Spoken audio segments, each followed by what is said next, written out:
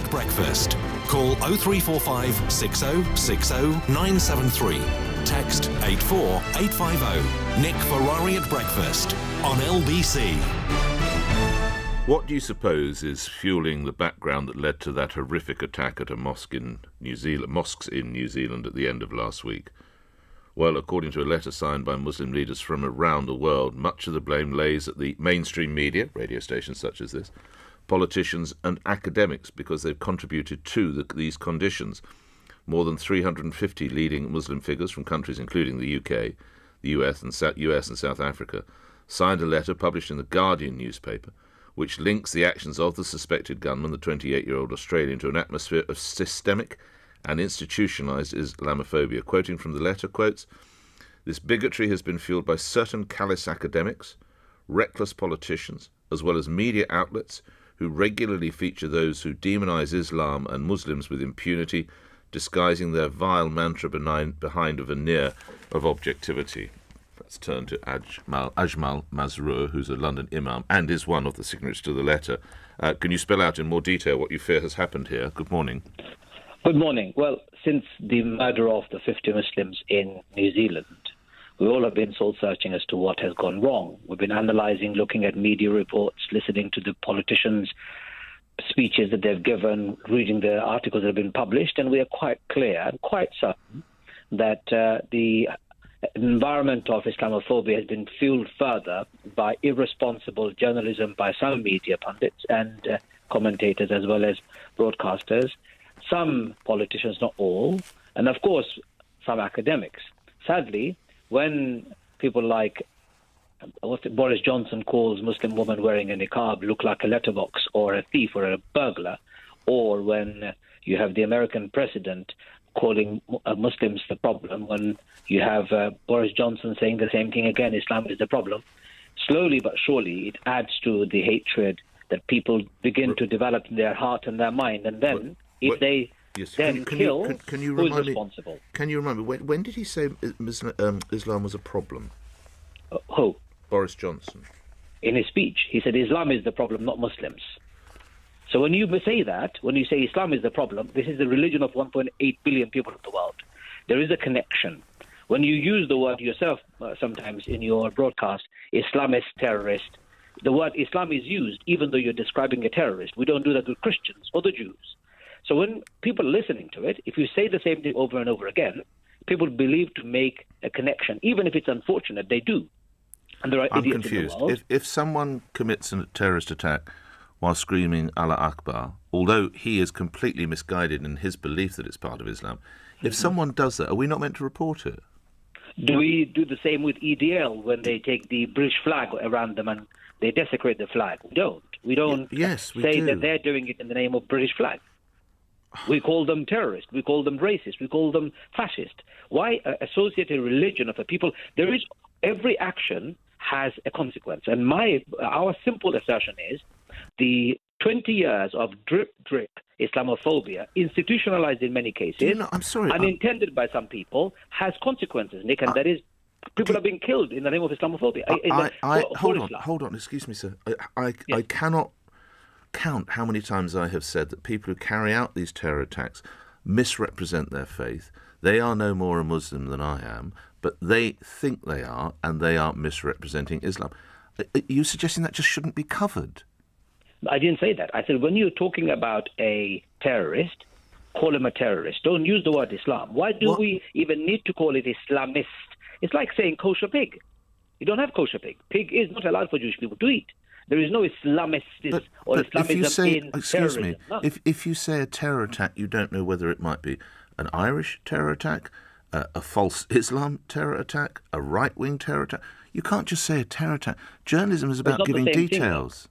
It's not the same thing. Irish terror attack is very clearly associated with a land, and it's Irish. Islam is not a land, it's a people, a religion of 1.8 billion people globally. So what we do is immediately tarnish the entire Muslim population.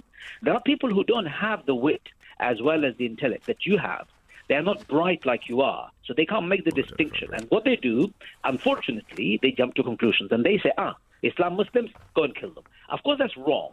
I'm not saying they should I'm not saying we should curtail the criticism of Islam. We can criticize Islam all Well, hang we on, like. you are, respectfully, Imam, you are saying we have to curtail the criticism of Islam. I'm not saying that. Criticize Well, the religion all you like. So, for example, if there is a dogma within the religion that we don't like, if there is a particular practice or a philosophy that we don't like, we can be critical of the faith without ridiculing the people. Currently, there is no distinction between the two. And what's happened, I'll give you one example. I'm looking at a newspaper article right now, say, for example, Mirror. It talked about ISIS maniac kills 50 in gay club as its front headline when that attack happened, with a photograph of this absolute maniac. Whereas on the same Mirror newspaper, straight after the 50 killing in New Zealand, the headline is "Angelic Boy Who Grew into an Evil Far-Right Mass Killer." The comparison is absolutely stark. Well, sorry, I'm so sorry. What do you take from evil far-right mass killer? I don't see those as particularly positive words, do you? I do. Angelic boy. Sorry, evil. Hang on. Evil far-right mass killer. You take that as a positive description? No, I didn't say that. I said angelic boy. I do. You start But the that's sentence making by the inserting it. contrast. No. Let's become a bit sophisticated in analysis. If you are an academic and if you're looking at these two pieces of headlines on the same newspaper, one is describing, normalizing a little boy. How could our little blonde boy, curly-haired, angelic boy grow into a far-right mass killer? I get that message. But on the other side, Yes. ISIS maniac. Look, both of them are maniac. I get it. Yeah. Why be double standard? Why be hypocritical on describing one in one way and humanizing the other? The dehumanization of Muslims has led to murder and killing. And I'm telling you, Islamophobia killed my friend. And you and I, especially yourself, being so powerful, every morning I wake up to your voice, which is a good thing. Thank you. And many people in our country do. My Yes, daughter they said do. something this morning about you. He said, "Daddy, I like this guy."